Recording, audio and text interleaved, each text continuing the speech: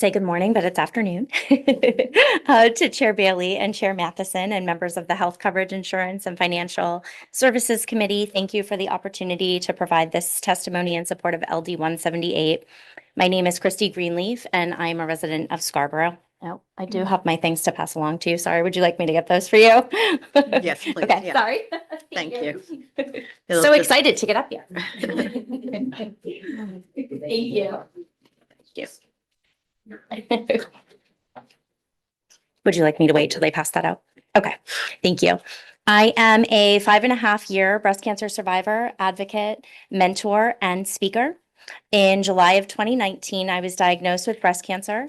I underwent a double mastectomy followed by 16 months of treatment and surgeries. On the same day I received my diagnosis, a friend of mine received hers. We both had double mastectomies just days apart. And when our pathology reports came back, I was diagnosed with stage 1 and she was diagnosed with stage 4. Unlike early stage breast cancer, metastatic breast cancer is not curable.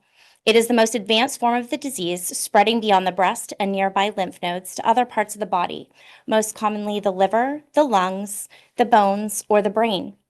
While treatments can extend life and improve quality of living, the 5-year survival rate for metastatic breast cancer is only 30% compared to 99% for those of us that are stage 1.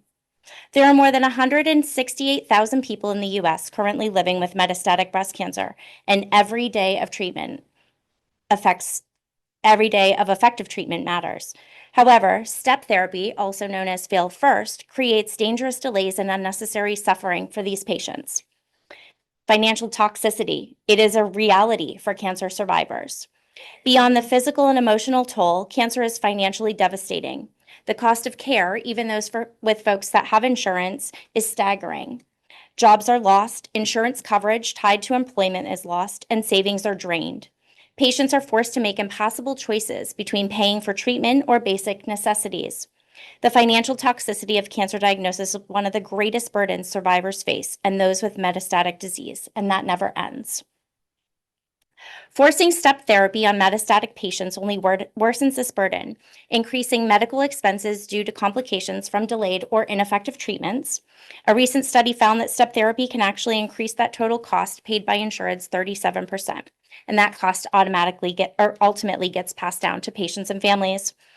As an early-stage breast cancer survivor, my fear of reoccurrence is very real. Based on the type of cancer I had, along with other factors such as tumor grade and lymph node involvement, I know I'm not alone in this fear.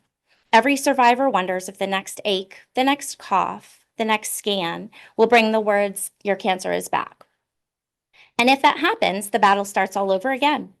But for those already living with metastatic disease, that battle never stops. Metastatic patients never get to say, "I'm done with treatment." There is no finish line, no remission, just more scans, more treatments, and more uncertainty. I've watched loved ones, both moms and dads, hold their children, knowing they would never have a lifetime left with them.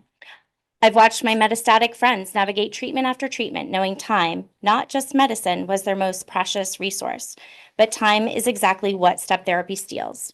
They have to wait for the right medications. They have to fail on something that never had a chance to work. For metastatic patients, delay is a risk they can't afford.